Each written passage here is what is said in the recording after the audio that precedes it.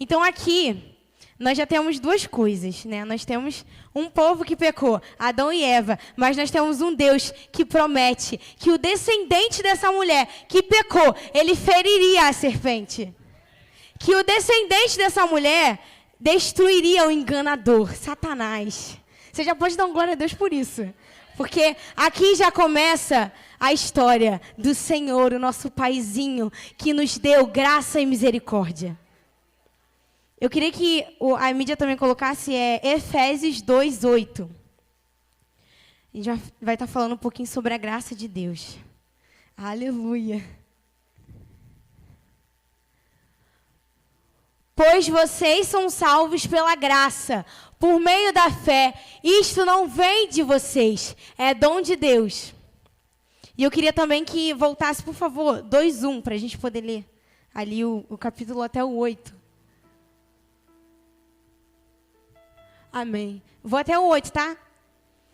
Vocês estavam mortos em suas transgressões e pecados, nos quais costumavam viver, quando seguiam a presente ordem deste mundo e o príncipe do poder do ar, o espírito que agora está atuando nos que vivem na desobediência.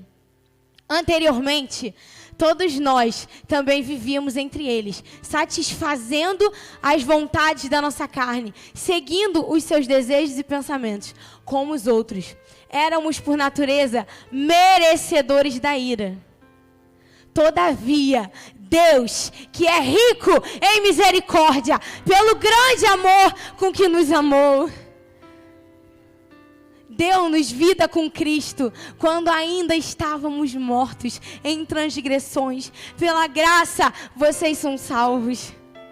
Deus nos ressuscitou com Cristo e com Ele nos fez assentar nas regiões celestiais em Cristo Jesus, para mostrar nas eras que hão de vir a incomparável riqueza de sua graça, demonstrada em sua bondade para conosco em Cristo Jesus.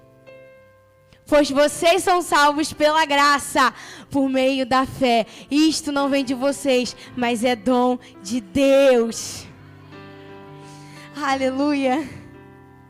Sabe, eu queria te dizer, essa é a boa notícia de hoje. Você foi salvo pela graça. Você merecia e eu merecia ir para o inferno. Sabe, o Senhor fez todo um cenário. Ele fez um jardim, Ele colocou os nossos descendentes e eles escolheram pecar. Eles foram tentados pela serpente e eles pecaram. Mas o Senhor logo veio com a resposta.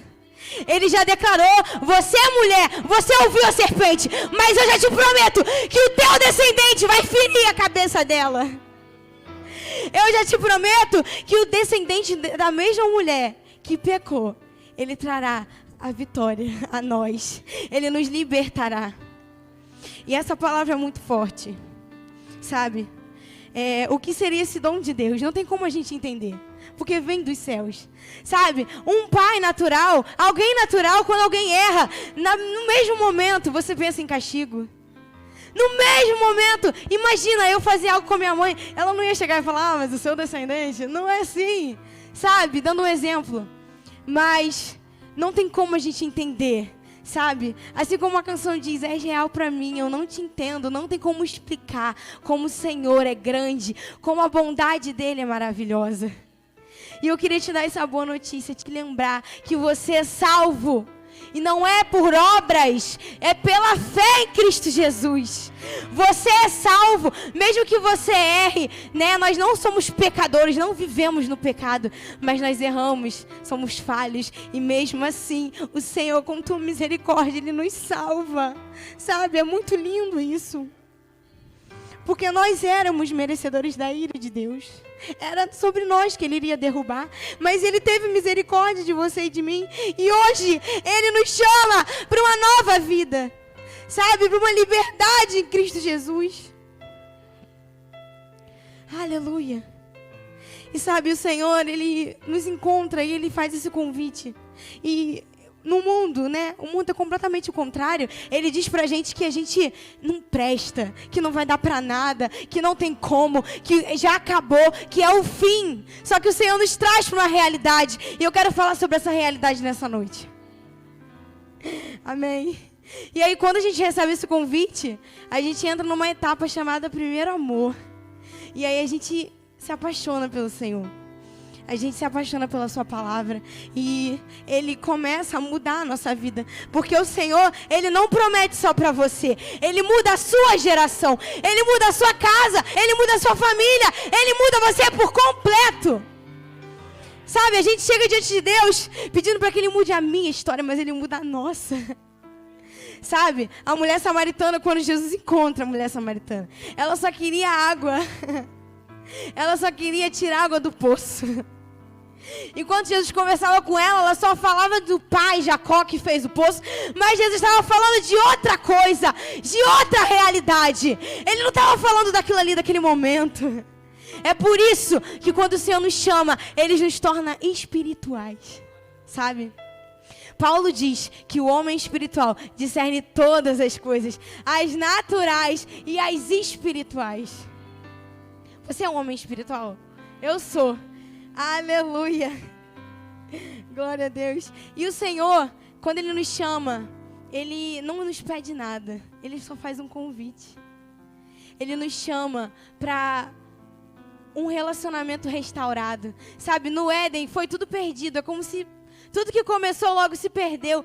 E a gente começou a viver nessa realidade de pecado. A gente começou a viver como quem deve, sabe? Sabe quem deve? Que anda por aí achando que a qualquer momento alguém vai descobrir alguma coisa. A gente andava dessa forma. Culpados, sabe? No meio do poço. Vivendo em pecado e lamaçal, mas Ele nos resgatou para uma nova realidade. A Bíblia diz que Ele nos transportou das trevas para a luz, da iniquidade para a salvação. Sabe, e quando o Senhor nos chama no primeiro amor, a gente está apaixonado, a gente se empolga, né? A gente descobre que a nossa identidade foi falida o tempo todo, que a gente vivia uma mentira, sabe? Que a gente vivia como condenados. E a gente descobre a verdade. Sabe, esses dias eu estava na faculdade e eu estou aprendendo sobre o homem e os alimentos, né? A história do homem.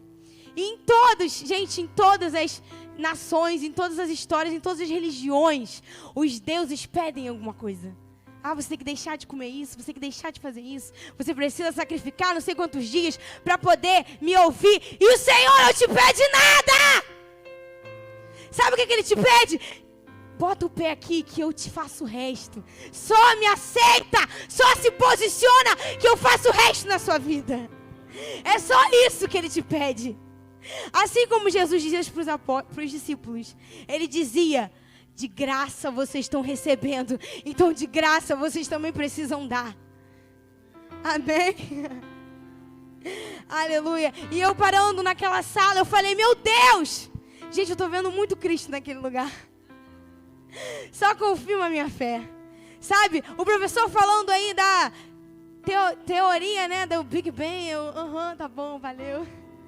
Cada vez mais que eu ouço de célula, citoplasma, gente, um monte de coisa.